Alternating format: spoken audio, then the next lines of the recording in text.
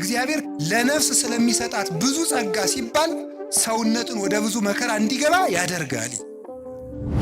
ዓለም ከተፈጠረ ጀምሮ እስከሚያልፍ ድረስ የተፈጠረ የሰው ልጅ ሁሉ የሚቀበለው መከራ በመንግሥተ ሰማያት ከሚያገኘው ደስታ አንጻር በጣም ትንሽ ነው። ተፈትኖ የማያውቅ ሰው አትንኩ ይባይ ነው። ከሰው ጋር መኖር የማይችል። ስለዚህ እግዚአብሔር ከመከራ የተነሳ አሰፋልኝ ያለ ቅዱስ ዳዊት ለዚህ ነው ክርስቶስን ምን መስለው አንዱ በመከራው ነው። ዓርብን ከመሰል እሁድን መስለን እንሆናለን ነው።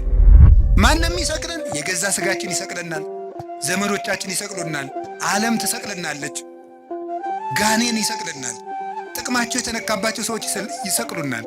ብዙ ስቅላት አለው። ስቅላት ማለት በችንካር መጨከል ላይሆን ይችላል። ከክፉ ሰው ጋር መኖርም መስቀል ነው። እሱም ራሱ መስቀል። ቅዱስ ጳውሎስ ታሞ ነበር። ከፍተኛ ራስ ምታትና ውጋት ነበረበት። ጌታ ፈውሰኝ አለ። ጌታዬን 3 ጊዜ ፈውሰኝ አልኩት አለ። ምንድነው ያለው መሰላት? የአክለከ ጸጋዬ ይበቃል። በሀብት ብትደሰቱ ስታጡ ትከፋላችሁ። በሹመት ብትደሰቱ ስትሻሩ ይከፋችኋል። በክርስቶስ ብትደሰቱ ግን ማንም አይወስድባችሁ። እሱን ማን ይነጥቀናል? ሁሉ ይወሰዳል። የማይወሰድ ሀብት ክርስቶስ ነው። ከባልንጀራው ስድብን የሚናገር ሰው የክርስቶስን መስቀል በዕለተ ዓርብን ተገኝቶ እንደተሸከመ ይቆጠርለታል። ስድብ የሚታገሰው ባልንጀራው ሲሰድበው ዝም ብሎ የሚሄድ ሰው ፊትህ ሕይወትንና ሞትን በረከትና መርገምን በፊትህ አስቀምጫለሁ። ሰማይና ምድርን ዳኛ ምስክር አደርግብሃለሁ።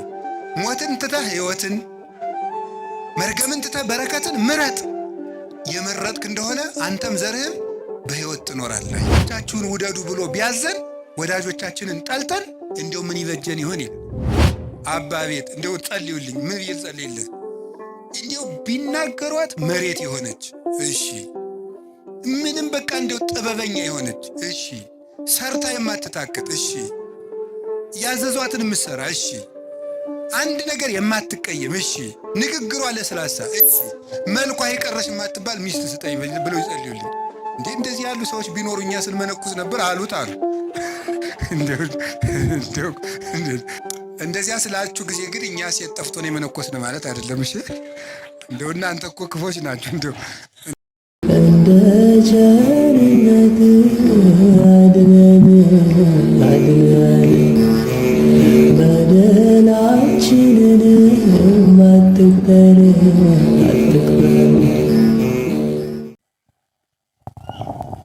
አሁን ወደ ርዕሳችን ልመልሳችሁ። እግዚአብሔር ለምን ሰይጣን እንዲፈትነን ምን ይልለታል ነው? ይፈቅድለታል ነው። የመጀመሪያው ከፈተናው ስለምናተርፍ ነው። እስኪ በሉ ደገሙ። ስለምናተርፍ ወይም ደግሞ ምን ስለምናገኝበት ይመስላችኋል? ጸጋ ስለምናገኝበት ማለት ነው። ጸጋ ስለምናገኝበት። ለምሳሌ እግዚአብሔር ዲያብሎስ ኢዮብን ልፈትነው ሲለው ምን አደረጉ? ፈቀደለት? ከለከሉ? በሉ ንገሩኝ እንጂ ፈቀደለት። ምኑን ፈተነው? ገንዘቡን ጨረሰበት። ከዛ ቀጥሎ ምኑን ጨረሰበት? ልጆቹን ጨረሰበት። ከዛ ቀጥሎ ምኑን? አካሉን። ሶስቱንም ነው ያጣ። ገንዘቡንም አጣ። ሰው እኮ ገንዘብ ቢያጣ ልጆቹ ሰርተው ይሰጡታል። ልጅ ቢያጣ ራሱ ሰርቶ ይበላል። ኢዮብ ሶስቱንም ነው ያጣ። ልጅም አጣ፣ ገንዘብም አጣ፣ ገንዘብ የሚያመጣ ልጅም አጣ፣ ሰርቶ የሚኖርበት ጉልበትም አጣ። ሶስቱንም አጣ። ዲያብሎስ ያን ሁሉ ሲነሳው እግዚአብሔር ዝም አለ። መጨረሻ ላይ ግን ከ7 ዓመት ፈተና በኋላ እግዚአብሔር እጥፍ ልጅ እጥፍ ከብት ዕድሜም ጨምሮ ሰጠው። ማሪሳቅ ይላል እስመ እግዚአብሔር ሎቱ ስብሐት በእንተ ብዝኃ ጸጋሁ ያበዋ ለነፍስ ውስተ ኩሉ ጻዕረ ምንዳቤ። እግዚአብሔር ክብር ምስጋና ይግባውና ለነፍስ ስለሚሰጣት ብዙ ጸጋ ሲባል ሰውነትን ወደ ብዙ መከራ እንዲገባ ያደርጋል። እንድናተርፍበት ነው። ጸጋ እንድናተርፍ ነው። የመጀመሪያው ነፍሳችን እናተርፋታለን። ስጋችን እናተርፋለን። ምናልባት ከፈተና እንግዲህ እግዚአብሔር መሸለመኝ እንዳትሉ፣ ሽልማቱ ወይ ጊዜ ያለው ካልተሸለማችሁበት ደግሞ በነፍስ ሸልሟችኋል ማለት ነው። ይህን ነው መረዳት የሚገባው። ቅዱስ ጳውሎስ ታሞ ነበረ። ታሞ እግዚአብሔር አድነኝ አስተብቋይ ክወለ ጊዜ የስልሰ ጌታዬን 3 ጊዜ ፈውሰኝ አልኩት አለ። ከፍተኛ ራስ ምታትና ውጋት ነበረበት። ሌት ድንኳን እየሰፋ ቀን ሙሉ የሚያስተምረው ቅዱስ ጳውሎስ ምንድን ነው ያለው መሰላችሁ? ጌታ ፈውሰኝ አለ። ምንድን ነው ያለው? ፈውሰኝ ሲለው ጌታ ምንድን ነው ያለው? የአክለከ ጸጋዬ ይበቃሃል አለው። ምን ይበቃል ነው ያለው? ጸጋዬ ይበቃል። የሰጠው ጸጋ ብዙ ነው አለ። ይህንን ወስዶ ቅዱስ ባስልዮስ ዘቂሳርያ ምን አለ? ድዊው ጳውሎስ ድውያንን ይፈውሳል ይላል። ምኑ ጳውሎስ? ድዊው ጳውሎስ ህመም አለው። ግን የቅዱስ ጳውሎስ ራሱን ማዳን ሳይችል ይታመማል። ግን የጨርቁ ጫፍ ተቆርጦ ሲሄድ ሞት ይፈራዋል። የቅዱስ ጳውሎስን ልብሱን እኮ ሞት ይፈራዋል። ከጨርቁ ጫፍ ተቆርጦ ሄዶ ከሞተ ሰው ላይ ሲጣል ሙት ይቀሰቀስ ነበረ። ሞትን የሚሽር ስልጣን ያገኘው ታሞ ነው። መታመም ጸጋ ይሰጣል። ስለዚህ እግዚአብሔር ለምንድን ነው ሁሉ መከራ የሚያደርገው? እንድናተርፍበት ነው። እንድናተርፍ ስለሚፈልግ እግዚአብሔር ሰይጣን ሲፈትን ዝም ይለዋል። በአኮቴት በምስጋና በትዕግስት ከተቀበልነው ሁሉም ነገር ለትርፍ ነው። መንግሥተ ሰማያትን እናተርፍበታለን። ደስታን እናተርፍበታለን። ኦርቶዶክሳዊነት ማለት መከራ ውስጥ ገብቶ ደስታን ማግኘት ነው። ክርስቲያን ሆናችሁ ደስታን ማንም እንዳይነጥቃችሁ የምትፈልጉ ከሆነ ሁልጊዜ ስታዝኑ ነው የምትኖሩ። ክርስቲያንነት ማለት ዓለም የማይደሰትበትን ነገር መርጦ የማይነጥፍ ደስታ ውስጥ መግባት ነው።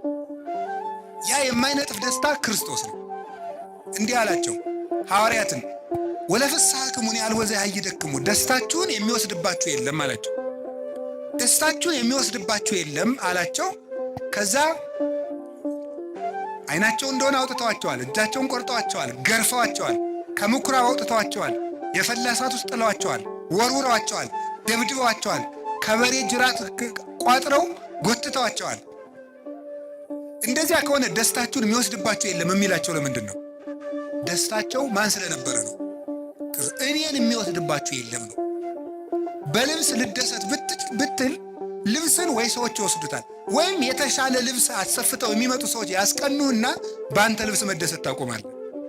በጤና ብትደሰት ሲያምህ ይከፋል። በመልክ ብትደሰት ስታረጅ ይከፋል። በሚስታችሁ ብትደሰቱ ስትሞት ይከፋችኋል። በባል ብትደሰቱ ሲሞት ይከፋል። ቅዱስ ጎርጎርዮስ እንደተናገረ በሀብት ብትደሰቱ ስታጡት ትከፋላችሁ። በሹመት ብትደሰቱ ስትሻሩ ይከፋችኋል። በክርስቶስ ብትደሰቱ ግን ማንም አይወስድባችሁ። እሱን ማን ይነጥቀናል? ሁሉ ይወሰዳል። የማይወሰድ ሀብት ክርስቶስ ነው። ስለዚህ ቅዱስ ጳውሎስ ምን አለ? እላችኋለሁ በክርስቶስ ደስ ይበላችሁ አለ። እላችኋለሁ በማን ደስ ይበላችሁ አለ? ደግሜ እላችኋለሁ በክርስቶስ ደስ ይበላችሁ አለ። ሁልጊዜ በጌታ ደስ ይበላችሁ አለ። ለምንድን ነው ሁልጊዜ በጌታ ደስ ይበላችሁ? አሁን ምግብ ሁልጊዜ ማስደሰት ይችላል? እስኪ አሁን ጧት የበላነው ምግብ ማታ እንደገናም ጧት አያስደስትም። አንድ ልብስ እኮ እንደውም ጥሩ ልብስ የሚያስደስተው አልፈን ስለምንለብሰው። ሁሉ ነገር ሁልጊዜ አያስደስትም። አንድ ቀን ቢያስደስት፣ ክርስቶስ ግን ሁልጊዜ ደስታችን ነው። ይሄን ደስታ ለማግኘት እማያልቅ ደስታ ለማግኘት ጥቂት ደስታዎቻችን እንድናጣ ይፈቅዳል ክርስቶስ። የማይነጥፈው ደስታችን መድኃኔ ዓለም ነው። የልቡናችን ደስታ፣ የነፍሳችን ረሃብ፣ ጥጋባችን፣ የልቡናችን ዘውድ፣ የሰውነታችን ትምክት እርሱ ክርስቶስ ነው። ሁልጊዜ በክርስቶስ ደስ ይበላችሁ። ሁለተኛው ለምንድን ነው ጌታ በሰይጣን እንድንፈተን ወይም ሰይጣን እንዲፈትነን የሚፈቅድለት ለምንድን ነው ስትሉም እንድንጠነክር ነው። ነፍስን የሚያጠነክራት መከራ ነው የሚያጠነክራት። ወምንዳቤ አርሃበሊተ ሰፊ ልቡና የሚገኘው ከመፈተን ነው። ተፈትኖ የማያውቅ ሰው አትንኩኝ ባይ ነው። ከሰው ጋር መኖር የማይችልም። ስለዚህ እግዚአብሔር ከመከራ የተነሳ አሰፋልኝ ያለ ቅዱስ ዳዊት ለዚህ ነው። መከራ ትዕግስትን እንዲያደርግ፣ ትዕግስትን ተስፋን እንዲያደርግ እናውቃለን። ተስፋ ደግሞ አያሳፍርም ይላል ቅዱስ ጳውሎስ። መከራ ትዕግስትን ያደርጋል። ትዕግስት እንድናገኝ፣ ብርቱ እንድንሆን። የሰው ልጅ እንደ አትክልት ነው። አረጋዊ መንፈሳዊ እንደሚናገረው አትክልት በፀሐይ ብቻ ማደግ አይችልም፣ ይደርቃል። በዝናብ ብቻ ማደግ አይችልም፣ ሽባ ይሆናል። ስለዚህ ዝናቡ ያበቅልና ያሳድገዋል፣ ፀሐዩ ያበስለውና እንዲያፈራ ያደርጋል። ስለዚህ ሐሩሩን መከራ አድርጉት፣ ዝናቡን ደግሞ የእግዚአብሔርን ቸርነት አድርጉት። ሰው ሁልጊዜ ቸርነቱን ብቻ ቢያደርግለት መከራ ሳይመጣበት ብቻ ቢጠብቀው የሰው ልጅ ልስፍስ ይሆናል፣ ሰነፍ ይሆናል። ዝም ብሎ መከራ ብቻ ቢመጣ ደግሞ ተስፋ ይቆርጣል። ስለዚህ እግዚአብሔር ምን ያደርጋል? ሰው አትክልት ነውና አትክልቱን ለማሳደግ ከመከራውም ጥቂት ጥበቃውንም ሳያቋርጥ ሁለቱንም እንዲፈራረቁ ያደርጋል። ስለዚህ እግዚአብሔር እንደዚህ የሚያደርገው ለምንድነው ሳለ እንድንበስል ከመመከራህ ለሃይማኖት ጥቅሙ ቅዱስ ጴጥሮስ እንደተናገረ ወርቅ የሚጠነከረው በመከራ ነው፣ ተፈትኖ ነው የሚጠነከረው። እኛም ጠንካራ ክርስቲያኖች እንድንሆን ስለሚፈልግ ክፉ ነገር ወደኛ እንዲመጣ ያደርጋል። ቃሉ ጋር ናችሁ። እግዚአብሔር ከሁላችን ጋር ይሁን። እግዚአብሔር ጠንካራ ያደርገን። መከራ ጥንካሬ ትዕግስት ይሰጣል፣ ትዕግስት ተስፋ ይሰጣል፣ ተስፋ ደግሞ አያሳፍርም፣ ተስፋም ክርስቶስ። ሶስተኛ 5 ናቸው፣ ከዛ ጨርሳለሁ። ሶስተኛ ለምንድን ነው ጌታ በሰይጣን እንድንፈተን ወይም ሰይጣን እንዲፈትነን የሚፈቅድለት ለምንድን ነው ስትሉም ክርስቶስን እንድንመስል ነው። ክርስቶስን እንድንመስል ነው። ጌታችን መድኃኒታችን ኢየሱስ ክርስቶስን እንድንመስለው እንፈተናለን። ከሱ ጋር መከራ ከተቀበልን፣ ከሱ ጋር ከሞትን፣ በመከራ ከተባበርን ከሱ ጋር እንነሳለን ይላል። ሕማምነ ዘለሰዓት ክብረ ወስብሐተ አፈድፍዶ ይገብር ለና። የጊዜው መከራችን የዘላለም ክብርን አብዝቶ ያደርግልናልና ይላል ቅዱስ ጳውሎስ። የጊዜው መከራችን የሚለውን ፊሊጎስ የተባለ ሊቅ የሰዓት መከራችን ብሎ ያነበዋል። ለምን ነው ቅዱስ ጳውሎስ ስለ ክርስቶስ የምንቀበለው መከራ የሰዓት ያለው? እድሜ ዘመናችን ሁሉ የምንቀበለውን ፈተና ለምንድን ነው የሰዓት ፈተና ያለው ይልና ዓለም ከተፈጠረ ጀምሮ እስከሚያልፍ ድረስ የተፈጠረ የሰው ልጅ ሁሉ የሚቀበለው መከራ በመንግሥተ ሰማያት ከሚያገኘው ደስታ አንጻር በጣም ትንሽ ነው። ያንዳችን ብቻ አይደለም። አዳም ከተፈጠረ ጀምሮ ዓለም እስከሚጠፋ ያለው በአጠቃላይ የሰው ልጅ የተቀበለው መከራ በሙሉ ቢደመር መንግሥተ ሰማያትን ለደቂቃ አይቶ የመደሰትን ደስታ ያህል እንኳን ሊሆን አይችልም። ለደቂቃ እንኳን አይቶ የመደሰትን ያህል ንጽጽሩ ገብቷችኋል? መንግሥተ ሰማያት እንዴት ያለች ውብ እንደሆነች ብታውቁ በእውነት ማለት መንግሥተ ሰማያት የሌለ ነገር የሌለ ቢኖረን የምንለው ነገርም የለም። አሁን እዚህ ውስጥ ቢኖረን የምንለው በጣም ብዙ ነው። ጤና ያለው ሀብት ያለው ደግሞ እንጃ ምን እንደሚመኝ ብቻ ቢኖረኝ የሚለው ሁሉም አለው። መንግሥተ ሰማያት ውስጥ ይሄ ቢኖረኝ ኑሮ የማታስብል ሙሉ ሀገር ናት ነው። ሙሉ ደስታ የሚገኘው መንግሥተ ሰማያት ነው። ስለዚህ ብዙ ደስታ ለማግኘት ከክርስቶስ ጋር እንፈተናለን ነው። ከክርስቶስ ጋር እንፈተናለን። ሱታፊ አምላክ ነው። ሱታፊ አምላክ ነው። ክርስቶስን የምንመስለው አንዱ በመከራው ነው። ዓርብን ከመሰል እሁድን መስለን እንውላለን ነው። ዓርብ አብረነው ከተሰቀል እሁድ አብረነው ብርሃን እንለብሳለን። ማንም ይሰቅለን? የገዛ ስጋችን ይሰቅለናል። ዘመዶቻችን ይሰቅሉናል። ዓለም ትሰቅለናለች። ጋኔን ይሰቅለናል። ጥቅማቸው የተነካባቸው ሰዎች ይሰቅሉናል። ብዙ ስቅላት አለው። ስቅላት ማለት በችንካር መቸከል ላይሆን ይችላል። ከክፉ ሰው ጋር መኖርም መስቀል ነው። እሱም ራሱ መስቀል ነው። ስድብ መቻል ራሱ መስቀል ነው። ለምንድን ነው እንደው የሚጨቀጭቀኝን እገሌን የማያላቅቀኝ? ከዚህ ጨቅጫቃ ጋር ምንድነው እግዚአብሔር ለምን የማያላቅቀኝ? መስቀል ነው። ዓርብን ለምን ትጠላለህ? መስቀል ነው። እንዲሁም ማሪሳቅ ምንድን ነው የሚናገረው? ከባልንጀራው ስድብን የሚናገር ሰው የክርስቶስን መስቀል በዕለተ ዓርብን ተገኝቶ እንደተሸከመ ይቆጠርለታል።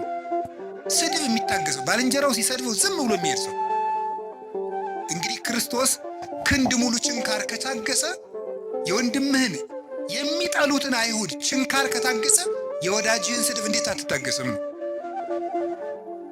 እንዲያውም ቅዱስ ዮሐንስ አፈወርቅ የሚለው ጠላቶቻችሁን ውደዱ ብሎ ቢያዘን ወዳጆቻችንን ጠልተን እንዲያው ምን ይበጀን ይሆን ይላል። ጠላቶቻችሁን ውደዱ ብሎ አዘዞን፣ ወዳጆቻችንን ጠልተንማ ምን እንመልስለታለን ይላል። እስቲ እግዚአብሔር ያሳያል። የሚረግሟችሁን መርቁ ብሎ ሰው ሚስቱን መውደድ ካቃተው፣ ባሏን መውደድ ካቃታት፣ እማያምኑ የምትወዱትን ውደዱ ተብሎን ክርስቲያን መውደድ ካቃተን እንዴት ብለን ነው አሁን ለክርስቶስ እንመልስለት? ስለዚህ መስቀል መውደድ ማለት ተከብረን፣ ሰው አይንካን፣ ማንም አይናገረን፣ ተደምጠን እንኑር፣ አንቆንጠጥ።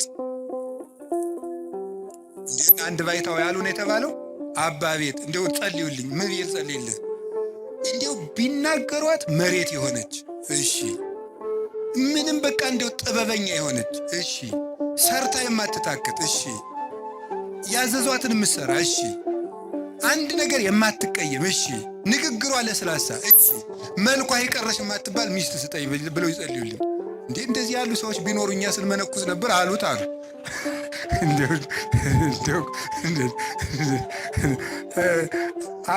እንደዚህ አሉት ይባላል። እንዴ እኮ ይገርማል እኮ።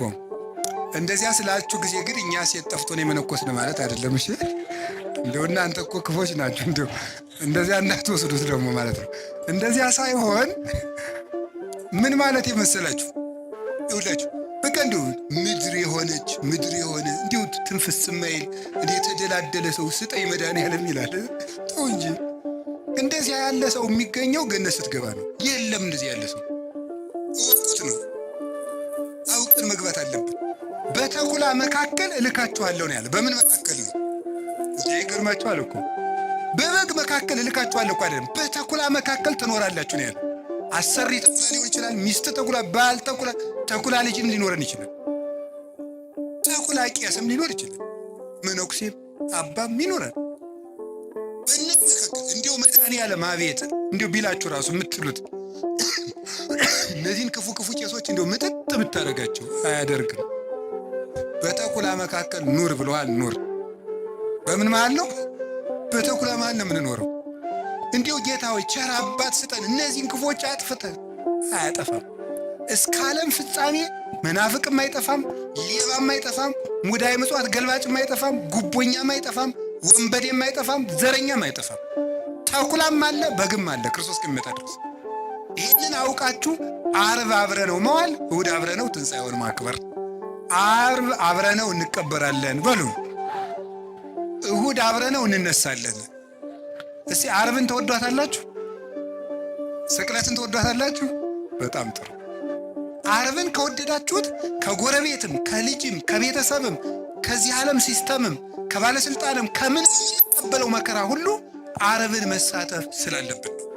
እነ ቅዱስ ፋሲለደስ እኮ ምንድን ያሉት መስላችሁ? ይሄ ዲዮቅልጥያኖስን እኛ ክርስቶስ እናምናለን፣ አንተ ታምናለህ? አታምንም? አላምንም አለ። ከዚያ ምን አሉት መሰላችሁ? ክርስቶስን የሚያምንን ሰው የምትገል ሰው አይደለህ፣ እኛን የማትገለን ከሆንን አንተን እንገላለን አሉት። እንዴ ምን ማለት ነው ይሄ? ክርስቶስን የሚያምን ሰው ይገላል። እነሱን ግን በስልጣናቸው ፈልቶ እነሱ ሰማዕትነትን እየፈለጉ አልገላቸዋል። ክርስቶስን የሚያምነውን ሁሉ ክርስቲያኖች ከገደልክ እኛም ክርስቲያኖች ነን፣ ክርስቲያኖች እያልን ለምን የማትገደል ብሎ እንዲገላቸው ያስፈራሩት ነበር። ሰማዕትነትን ከመውደዳቸው የተነሳ ማለት ነው። ስለዚህ ከክርስቶስ ጋር መሳተፍ እንዴት አደል እድል ነው። ቅዱስ ጳውሎስ ምንድን ያለ መሰላችሁ? ቢቻለኝስ በሞቱም እንኳን ልመስለው እወዳለሁ ነው ያለው። ቢቻለኝ በሞቱም ልመስለው እወዳለሁ። ለምን? የትንሣኤውን ኃይል አውቃለሁና፣ አብሬው እንደምነሳ አውቃለሁና። ስለዚህ ምንም ነገር በሽታ ሊሆን ይችላል፣ ማጣት ሊሆን ይችላል፣ እንግልት ሊሆን ይችላል፣ መገፋት ሊሆን ይችላል፣ ስም መጥፋት ሊሆን ይችላል። ዓርብ ነው። ማጣት ከሆነ ልጆቻችሁ ሞተውባችሁ ወይም ጥለዋችሁ ሄደው ክደዋችሁ ከሆነ የወለዶቻቸው መናፍቅ ሊሆኑ ይችላሉ። ጠብቁ። ግን ልጆቻችሁ ቢክዷችሁ ክርስቶስም ልጆቹ ክደው ጥለዋል። ዓርብ ክደውት ነው ያለው። ከአንድ ከቅዱስ ዮሐንስ በቀር አናውቀውም ብለዋል። አታችሁ ከሆነ ክርስቶስም ልብሱን አጥቶ ተገፎ ደዋል። ስማችሁ ተጠፍቶ ከሆነ ክብር ምስጋና ይገውና ወንበዴ ሲባል ሲሰደብ ነው ያለው። ስሙ ጠፍቶ ኢየሱስም ሲሰደብ ውሏል። ቆስላችሁት ከሆነ የማይድን በሽታ ይዟችሁ ከሆነ እሱ ሲቆስል ነው ያለው። ይሄ ነው ከሱ ጋር ነው የተሰቀል ነው። ስንጠመቅ እኮ ይውላችሁ ውሃ ውስጥ ቄሱ እንዲህ አድርጎ ውሃ ውስጥ የሚጨምረን ዋናው ምክንያት ምንድን ነው? ከክርስቶስ ጋር ተቀብረናል ለማለት ነው። ብቅ የሚያደርገን ደግሞ ከክርስቶስ ጋር ተነስተናል። ከክርስቶስ ጋር ሱታፌ ነው እና ቅዱስ ጊዮርጊስ ያለው ምንድን ነው? መከራህን ስላሳተፍከኝ አመሰግናለሁ ነበር የሚለው። አንድ መከራ ተቀብሎ ሲጨርስ ቅድስት አርሴማ በእሳት ውስጥ ተወርውራ ስትጨርስ አንበሳ ተወርውራ ገርፈዋት ደብድበዋ ሲጨርሱ ጌታዬ ኢየሱስ ክርስቶስ መከራህን ስላሳተፍከኝ አመሰግናለሁ። አቡነ ተክለ ሃይማኖት የምታርፍበት ጊዜ ደርሷል ሲላቸው ጌታ መጥቶ ጌታዬ ኢየሱስ ክርስቶስ የምትወደኝ ከሆነ የዕለተ ዓርብ ውሎህን እንደ ቅዱስ ጊዮርጊስ አሳትፈኝ ነው ያለው።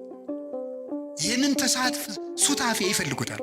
ከክርስቶስ ጋር የሞተ ዘሐመ ምስለ ክርስቶስ ይነግሥ ምስለ ክርስቶስ፣ ከክርስቶስ ጋር የታመመ ከክርስቶስ ጋር ይነግሳል ይላል ርቱዐ ሃይማኖት።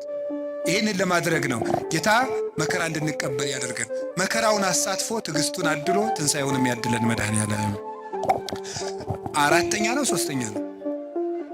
አራተኛ ነፃ ፈቃድ ስለሰጠን ነው። እስቲ ነፃ ፈቃድ ስለሰጠን በሉ። ምን ነፃ ፈቃድ ስለሰጠን ወይም ሰው ስለሆን ነው እንድንፈተን የፈቀደው እግዚአብሔር። ሰይጣን እንዲፈትነን ለምን ይፈቅዳል ሲባል ሰው ስለሆን። ይሄ ማለት ምን ማለት እንደሆነ ታውቃላችሁ? እግዚአብሔርን ስለምንመስል ነው። ኦሪት ዘፍጥረት ምዕራፍ 1 ቁጥር 26 ላይ እንደተጻፈው እግዚአብሔር እኛን የፈጠረን በአርአያውና በመልኩ ነው። በአርአያውና በመልኩ ነው። እግዚአብሔር የፈቀደውን ሲሰራ አስገዳጅ እንደሌለበት የሰው ልጅም የፈቀደውን እንዲሰራ አስገዳጅ ሊኖርበት አይገባም። መምረጥ አለበት። ለምን?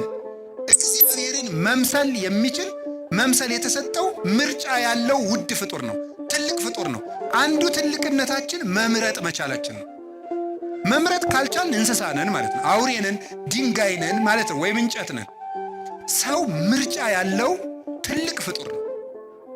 በምርጫችንም እግዚአብሔርን እንመስላለን። ስለዚህ ክፉ ነገር እንዲመጣ ያደረገው መምረጥ የምትችል ልዩ ፍጡር ነህ፣ የመምረጥ ችሎታ ሰጥቻለሁ ነው። ያንን ለማክበር ነው። ስለዚህ እግዚአብሔር ምርጫ መስጠቱ እሱንም እንድንመርጥ፣ ክፋትንም እንድንመርጥ፣ በጎንም እንድንመርጥ፣ መወሰን እንድንችል ውሳኔ የመወሰን ስልጣን የተሰጠን ልዩ ፍጡሮች መሆናችንን ለማመልከት ፈቃዳችንን ለማክበር ስልጣን ለመስጠት ክፉም እንዲመጣ ወደኛ ፈቀደ፣ በጎም ወደኛ እንዲመጣ ፈቀደ ማለት ነው። እንዲህ ይላል ኦሪት ዘዳግም ምዕራፍ 30 ቁጥር 19 ላይ እኔ በፊትህ ሕይወትንና ሞትን በረከትና መርገምን በፊትህ አስቀምጫለሁ። ሰማይና ምድርን ዳኛ ምስክር አደርግብሃለሁ። ሞትን ትተህ ሕይወትን፣ መርገምን ትተህ በረከትን ምረጥ። የመረጥክ እንደሆነ አንተም ዘርህም በሕይወት ትኖራለህ ይላል። ስለዚህ ሰይጣን ለምንድን ነው የሚፈትነን ካላችሁ፣ ወይም ደግሞ ለምንድን ነው በሰይጣን እየተሸነፍን ያለን ካላችሁኝ፣ ምርጫችንን መወሰን ስላልቻልን ነው። እግዚአብሔር ለምንድን ነው ሰይጣን የሚፈትነን ከሆነ በእኛ የሚፈርድብን ለምንድን ነው ከተባለ መርጠን የምንገዛ እኛ ነን እንጂ እስቲ በሞቴ አንተ ና አፍንጫህን ብዬ ሳልጥልህ ና ሲጋራ ጭስ። እስቲ ሰይጣን እንደዚህ ያለው ሰው አለ? አንተ ጆሮን ሳልልህ ና ስከር ያላችኋል? ሰይጣን ተገልጦ አንተ በሰይፍ ሳልልህ ና ዘሙት ያለው ሰው አለ? የለም። ወደን መርጠን ነው። ሰይጣን ነው እንጂ እንደሚያደርገኝ ሰይጣን አይደለም። ራሳችንን ምርጫችን ነው። ሰይጣን አቅራቢ ነው፣ እኛ መራጮች ነን። እግዚአብሔር ደግሞ እንድንመርጥ ያደረገን ክብር ሰጥቶን ነው። እስቲ መርጣችሁ ኑሩ። ልዩ ፍጡር አድርጌሃለሁ። የምትወስንበት ችሎታ፣ ዕውቀት ሰጥቼ፣ ህሊና ሰጥቼ፣ የሚከስ እዚህ ውስጥ ደግሞ የሚያስታውስ ሬ ነገር ክፉ ነው እምቢል ሰጥቻለሁ። ምረጥ ነው። ታዲያ እንድንመርጥ አድርጎ ስለፈጠረን መልኩን ስለሰጠን ልናከብረው አይገባም? እንዲሁ ዝም ብሎ እንደ በሬ ስላላደረገን በሬ በቃ እንዲሁ ነው ኑሩ ብሎት ይኖራል። ምርጫ የለውም። የሚበላውም ምርጫ የለውም። ያው የተወሰነለትን እኔው ሰሞኑ ቲማቲም ልብላ ይላል በሬ ይላል። እስኪ ንገሪ፣ ኧረ እንደው ሻዩ ላይ ቅርንፉድ ጨምሩበት ይላል በሬ አለ። ምርጫ አለው። እኛ እኮ መምረጥ ስለቻልን እኮ ነው። ይህ ደስ አይላችሁ? ንጉሥ አድርጎን እኮ የፈጠረን በራስ እንድትወስን እንድንወስን አድርጎ አንግሶ ነው የፈጠረን። ሰብሰን ዘንጉሥ ውእቱ እያይመረ ሰው ንጉሥ ነበር አላወቀም ነው። ማንም ሳይወስንበት የሰው ልጅ ሕይወቱን እንዲወስን እግዚአብሔር ስልጣን ሰጥቶታል። የመለኮት ተሳታፊ ነው፣ ሱታፊ አምላክ አለው። ስለዚህ አሁን ሁላችሁም ሰይጣን እኛን እየገዛን ያለ በምንድን ነው ካላችሁ፣ ነፃ ፈቃዳችንን ተጠቅሙ። ቅዱስ ዮሐንስ አፈወርቅ የሚለዋል እንዴ ውብ ሴት ባየ ጊዜ እግዚአብሔርን ለምን ውብ አድርጎ ፈጠረ ትላለህ እንዴ ይላል። ታዲያ ምንድን ነው ማለት ያለብን? የራስህን ፈቃድ ተቆጣጠር እንጂ እግዚአብሔር ለምን ውብ አድርጎ ፈጠረ ትላለህ እንዴ? ብረቱ ላይ ሄደህ እጅ ቢቆረጥ እግዚአብሔር ለምን ብረት ፈጠረ ትላለህ? ራስህ ባለማስተዋል ተቆርጠህ ማለት። ሰይጣንን የሚቀልድብን በምንድን ነው ካላችሁ በፈቃዳችን። አሁንም ቢሆን በዚህ ዘመን የተሳሳቱ ስብከቶች አሉ። ሰይጣን ማንኛውም ሰው ላይ አለ የሚል ስብከት የለም። ሰይጣን ማንኛውም ሰው እየገዛው ነው፣ አይገዛውም። ነፃ ፈቃድህን ከተጠቀምክ ሰይጣን አይገዛችሁም። ፈቃድ እኔ ሰይጣንን አለ ይሁን ምን አለ መሰላችሁ? ቅዱስ ያዕቆብ ሲናገር ያዕቆብ ምዕራፍ 4 ቁጥር 4 እስከ 6 ሲናገር ምን አለ? እግዚአብሔርን እሺ በሉት ጋኔንን እምቢ በሉት ከእናንተም ይርቃል። እግዚአብሔርን እሺ በሉት ጋኔንን እምቢ በሉት ከእናንተም ይርቃል። ሰይጣንን እምቢ በማለት ማራቅ ይቻላል። አልፈልግም በማለት በፍላጎታችን ሰይጣንን አለማቅረብ እንችላለን። በፍላጎታችን የእግዚአብሔር መሆን እንችላለን። ስለዚህ እግዚአብሔር እንድንፈተን ያደረገን በምንድን ነው? ነፃ ፈቃድ። ክርስቲያን ማለት በየቀኑ እየመረጡ መወሰን ማለት ነው። ክርስቶስ የሚወደውንና ለራስ የሚጠቅመንን ነገር መወሰን። ውሳኔያችሁ ላይ ከተጠነቀቃችሁ ሰይጣንን ድል መንሳት ይቻላል ከእግዚአብሔር ቸርነት ጋር ማለት ነው።